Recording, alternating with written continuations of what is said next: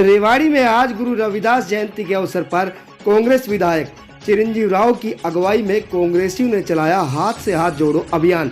विधायक चिरंजीव राव ने पत्रकारों से बातचीत में कहा कि राहुल गांधी द्वारा चलाई गई भारत जोड़ो यात्रा का मैसेज आम जन तक पहुंचाने के लिए हाथ से हाथ जोड़ो अभियान चलाया जा रहा है, जिसकी शुरुआत आज संत शिरोमणि गुरु रविदास जी की जयंती के सुअवसर पर की गई है।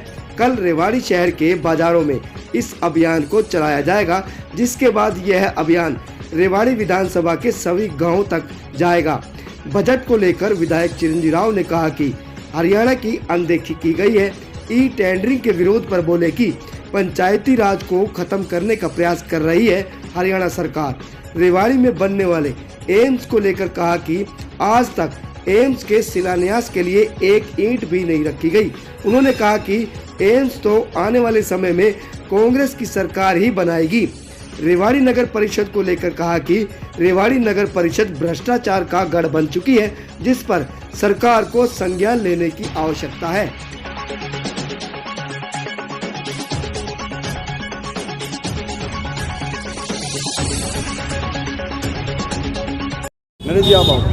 क्या कहूँगा यात्रा की शुरुआत होगी? देखिए, आज आप जानते हैं संत शिरोमणि गुरु रविदास जी की जयंती है। उसके अवसर के ऊपर हम लोगों ने आज हाथ से हाथ जोड़ो अभियान की शुरुआत करी है और हमारी कोशिश यही रहेगी कि पूरे विधानसभा क्षेत्र के अंदर हम लोगों तक जाएं।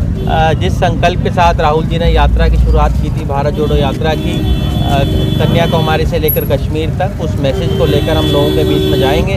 हमने उसकी शुरुआत आज की है। कल हम लोग यही कार्यक्रम काठमंडी में हमारा बाज़ार के अंदर होगा और इसी तरह से गांव और शहर के अंदर हम लोगों तक पहुंचकर उनके जो मैसेज है उसको पहुंचाएंगे। बजट भी आ चुका है, 10 तारीख को फिर से आएगा हरियाणा का बजट। देखिए, आप लोग जानते हैं कि हरियाणा का बजट तो 23 तारीख को आना है और अब की बार जो इनका बजट आया, आपने देखा होगा, ना तो हरियाणा को कुछ उसके अंदर मिला। रेवाड़ी जिले के अंदर उसके अंदर कोई बड़ी परियोजना नहीं थी, एम्स का उसके अंदर जिक्र तक नहीं था। तो मुझे लगता है कहीं ना कहीं ये जो बजट इन लोगों ने बनाया है, इसमें साफ तौर पे हरियाणा की अनदेखी हुई है। ई टेंडरिंग का लगातार विरोध हो रहा है।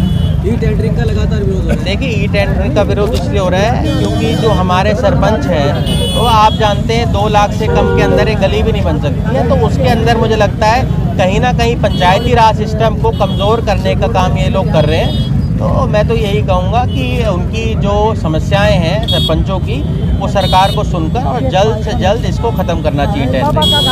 धर्म संसद लगी हुई है, धर्म संसद लगी है ना आज, क्या कहेंगे?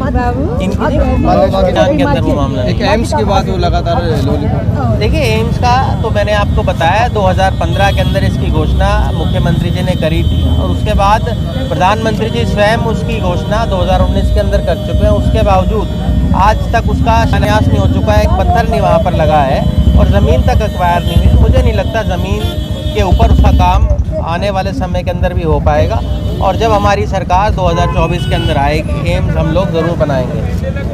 सर, एक तहसील में भी एक नया मामला रजिस्ट्री का लेकर सामने आया। देखिए, लगातार हम इन चीज़ों को तो देख रहे हैं कि किस तरह से हमारा जो नगर परिषद है उसके अंदर मुझे लगता है कहीं ना कहीं घोटालों का वो गढ़ बन चुका है और आम लोगों को बहुत ज़्यादा तकलीफ़ें उसकी वजह से हो रही है।